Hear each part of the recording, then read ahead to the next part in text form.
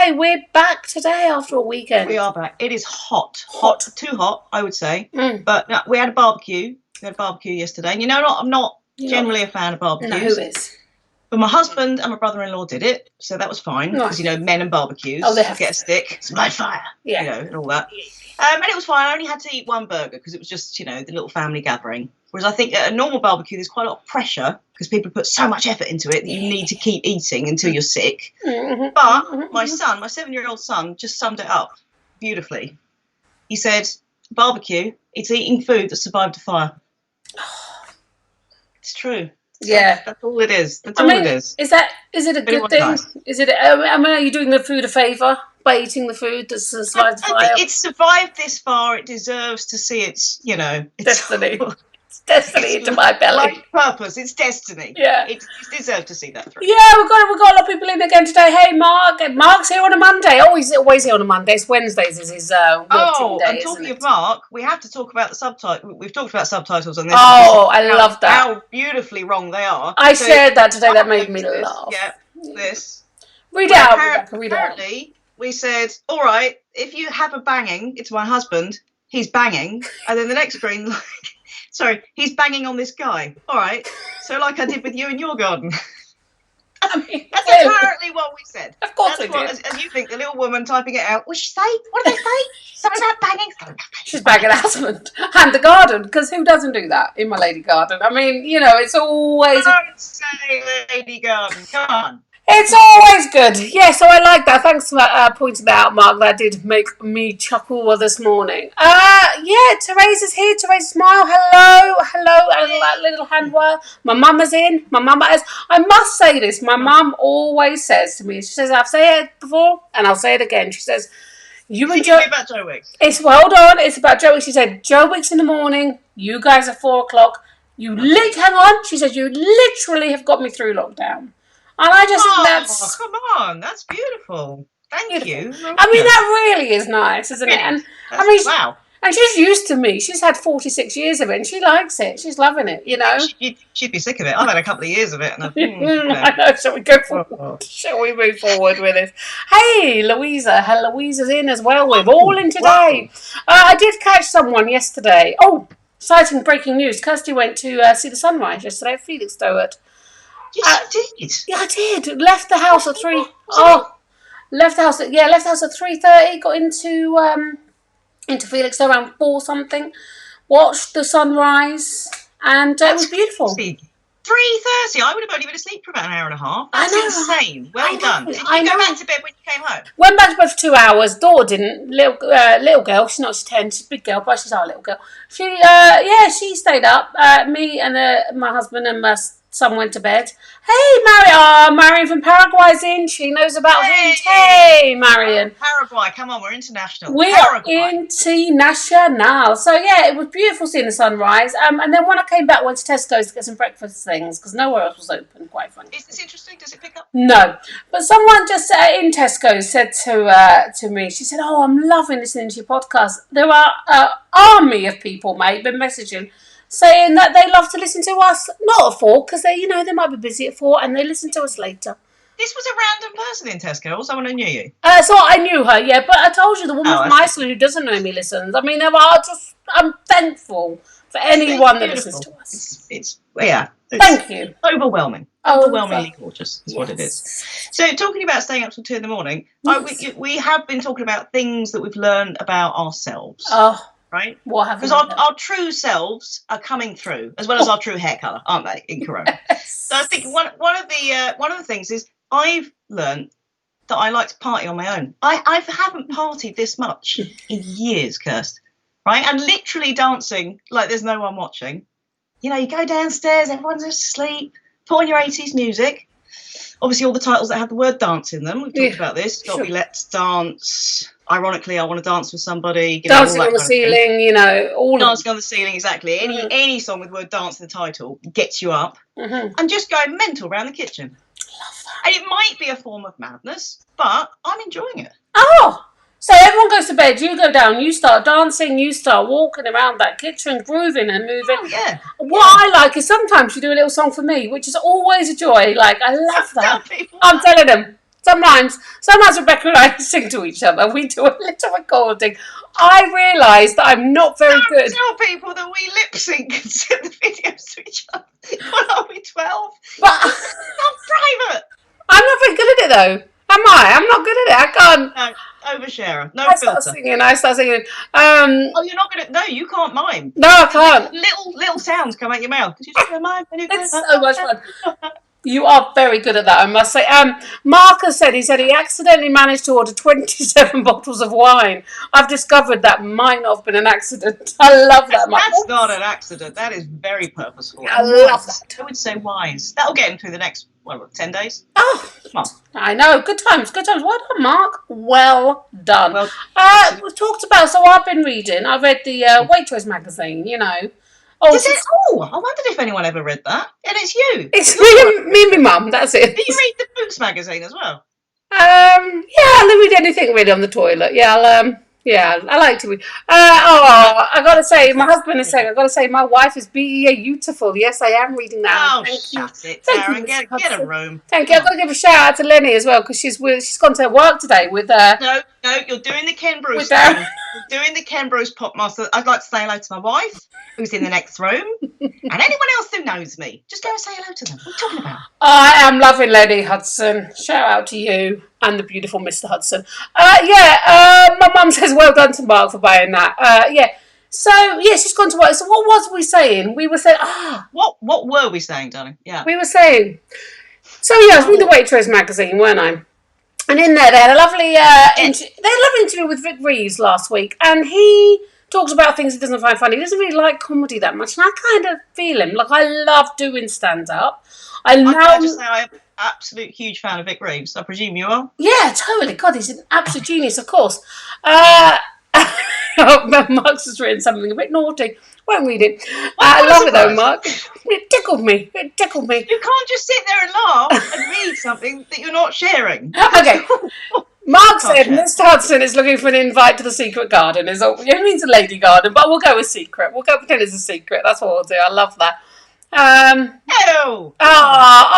This is God. Louise has written such a nice thing out. They're much more exciting than you are today.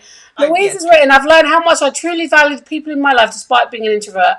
I love all these people that have helped me through my darkest times and also inspired me to keep writing and drawing. And one of them is you, Rebecca Elliott. You. Good job. She's an amazing aspiring writer. She's got skills. Oh, that's exciting. And Sarah Ann has told us the breaking news that Vic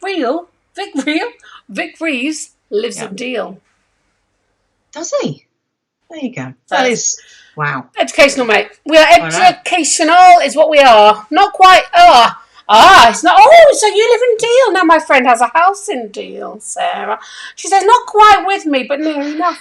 Right, fascinating. So what do you? Because I think he doesn't really like political comedy because he thinks that should kind of remain in the papers.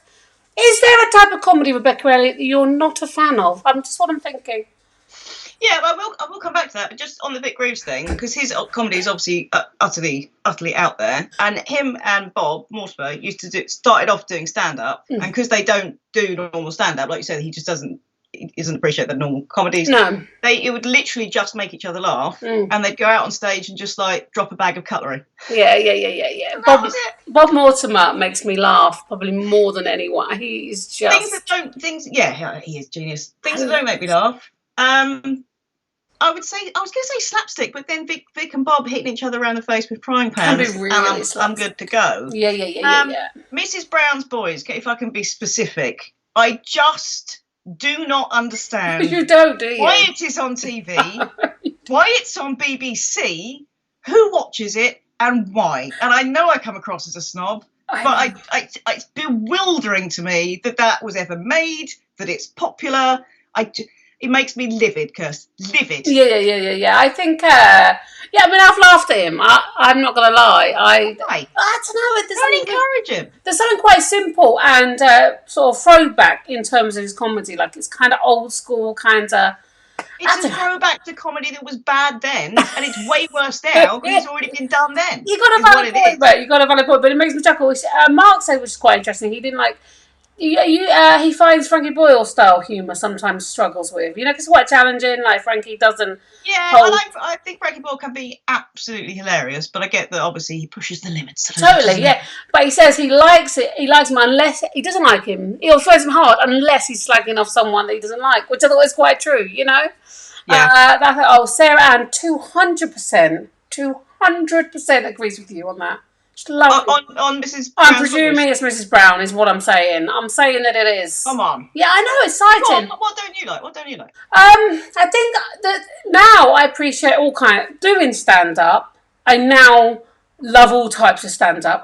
It's bizarre. Yeah. Like I kind of like the craft, even if it's not my kind of humour. And lots of things actually kind of don't make me laugh. I find I struggle when sometimes, and this is not some young men, because I think get caught up in thinking they want to be Frankie Boyle, or there's a lot of Frankie Boyle wannabes, edgy and talk about like edgy issues, and I think that that can sometimes leave me cold. Depends on how it's done, because it can be done incredibly well, and there are some amazing 20-year-old white male comics. I'm not literally not slagging them all off, but there are times where I go, oh, I'm not sure I feel about that. When someone punches down, it's not always funny, But again, it depends how it's done. That's true. Those things. Yeah, I don't like the kind of Dennis Pennis, Ali G, Chris Brass Eye guy, Chris Moyles, no, Chris. Anyway. Yeah. The kind of even if someone totally deserves to have an embarrassing interview where they end up being the fool guy. Mm-hmm. Do you know what I mean? When they're interviewing someone and clearly taking the piss. That makes you I cringe. Yeah, even if it makes my horrible people. Yeah, I think there's I quite like this. Is quite serious. We've gone quite podcasty. We have gone quite podcasty. This is interesting. Yeah, sorry.